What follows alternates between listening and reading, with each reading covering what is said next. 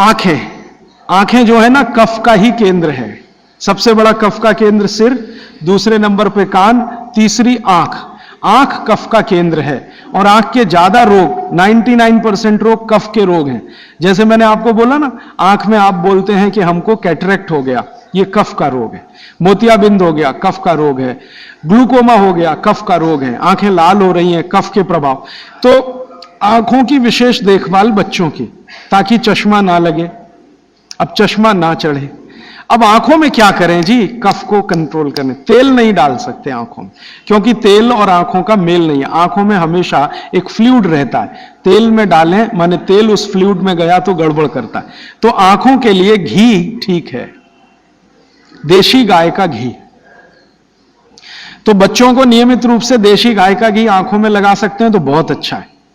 देशी गाय का घी ये कफ को शांत करता है। लेकिन आप देशी गाय के घी को उपलब्ध नहीं कर पाते किसी कारण से, तो फिर भागवत जी कह रहे हैं कि कफ को शमन करने वाली एक और चीज है, वो है काजल। काजल माने कार्बन। कार्बन कफ को शांत करने में सबसे बड़ी भूमिका निभाता है। तो बच्चों को नियमित रूप से आंखों में काजल होना ही चाहिए। भागवत जी ने बहुत सुंदर शब्द इस्तेमाल किया है, सौवीर अंजन, उसको कहें काजल, सौवीर अंजन, बहुत सुंदर शब्द है। और भागवत जी इतने दयालु और कृपालु हैं कि उसकी पूरी विधि भी लिख के गए कि बच्चों के लिए जो सौवीर अंजन बनाना है वो कैसे बनेगा। उसमें इस्तेमाल होता है गाय का दूध और दारू हल्दी। दारू हल्दी देखा? दारू हल्दी, एक हल्दी और एक दारू हल्दी।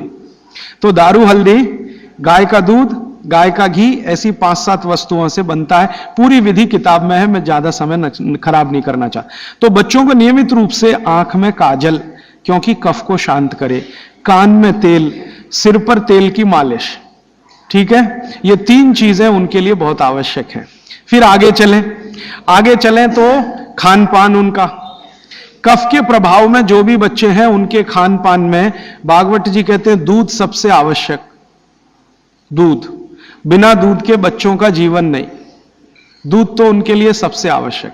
दूसरी कोई चीज उनके लिए आवश्यक है, वो है मक्खन। मक्खन, लोनी कहते हैं, मक्खन कहते हैं, लोनी। और फिर तीसरी चीज है घी, उसके बाद तेल, और उसके बाद जो भी आप साधारण चीजें खा रहे हो। गुड़ बच्चों को बहुत ही आवश्यक है, क्योंकि कफ को संतुलित रखने में जो जो चीजें मदद कर रही हैं, घी है देशी गाय का, दूध है, दही है, मट्ठा है, मक्खन है, गुड़ है, ये सब कफ को संतुलित रखने वाली चीजें। तो ये बच्चों के भोजन में नियमित। अब गुड़